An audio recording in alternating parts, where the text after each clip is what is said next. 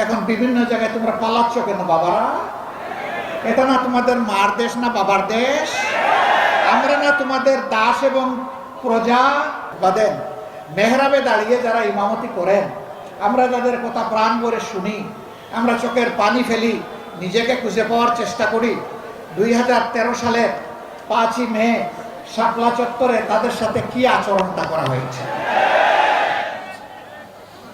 এই আলিম উলামাকে রাতের অন্ধকারে চতুর্দিকে আলো নিভিয়ে তারা ব্রাশ ফায়ার করে কতজনকে যে হত্যা করেছে আল্লাহ ভালো জানে। তাদের লাশটাও করে পাওয়া গেল না। পাওয়া যাবে কেমনে?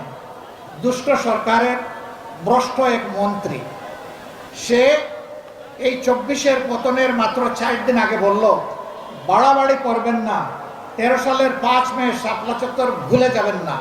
রাত্রে 12টার পরে আমরা সবগুলাকে সাফ করে দিয়েছিলাম।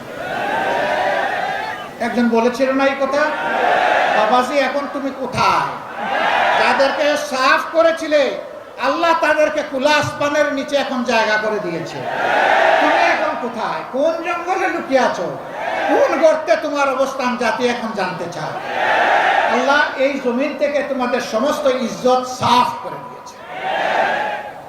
এখন বিভিন্ন জায়গায় তোমরা পালাচ্ছ কেন বাবারা?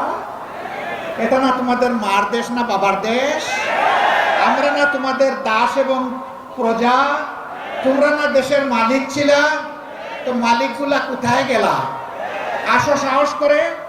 তোমরা যাদের উপর সবচেয়ে নিকৃষ্ট আচরণ করেছ, তোমরা সাক্ষী, জগৎ সাক্ষী, মাবুদ সাক্ষী, তাদের একজন মানুষ এই দেশ থেকে পালানোর চেষ্টা করেননি।